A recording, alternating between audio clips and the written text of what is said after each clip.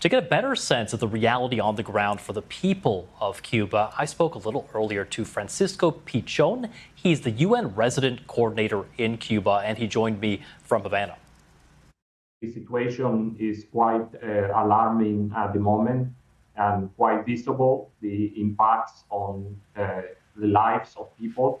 Even in Havana, where in the past we did not have or the energy disruption was so bad compared to other parts of the country, people are now going with outages of up to 20 hours per day.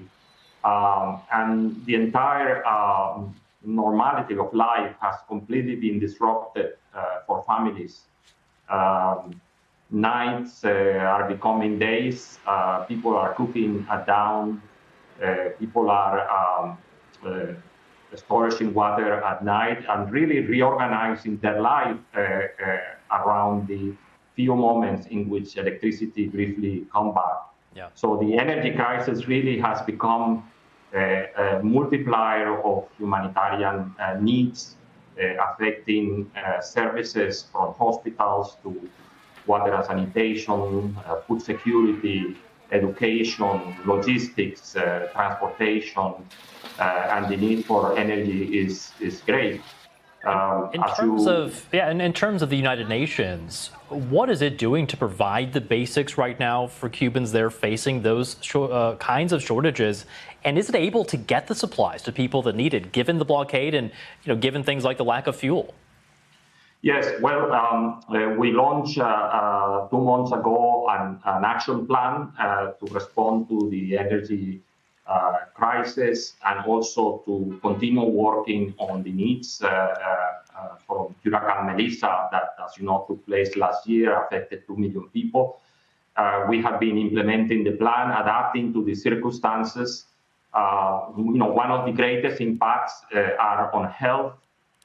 Cuban health system has been traditionally, historically a strong health system, but now sadly is confronting the doubling of infant mortality to 9.9 for 1,000 live births. The survival rate of children with cancer also is falling from 85% to 65%. We estimated about 67,000 children and infants that are likely to miss critical vaccination because of the lack of fuel and the lack of energy. So as a United Nations system, we are focusing, responding on addressing these critical needs, trying to safeguard essential services. But the reality is that we need minimum predictable fuel to ensure the viability of our humanitarian operations and the delivery of assistance. And although efforts are being made and our response is ongoing, we really require more predictable solutions for fuel to ensure that we can implement our action plan. Clearly a big impact, clearly a widespread impact on civilians there in Cuba.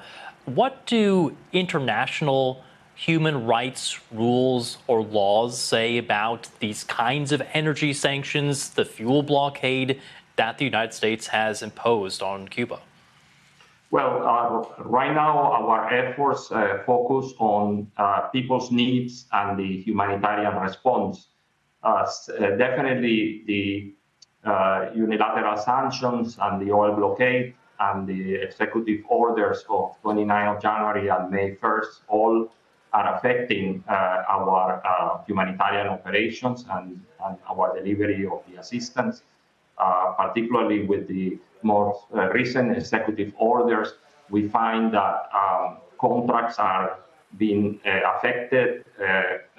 There is uncertainty on the international procurement, and logistics providers are postponing important operations, concerned about how the sanctions are likely to affect them and affect their operations. So all of this translate into delays in our implementation. We already have a case of food cargo from the World Food Program that has not been able to reach Havana, that is being affected. It's almost 3,000 metric tons of food. And really, this is about food that has been already procured, about medicines that are not reaching people who need it the most, senior citizens and children, at a time when the humanitarian needs are growing alarmingly.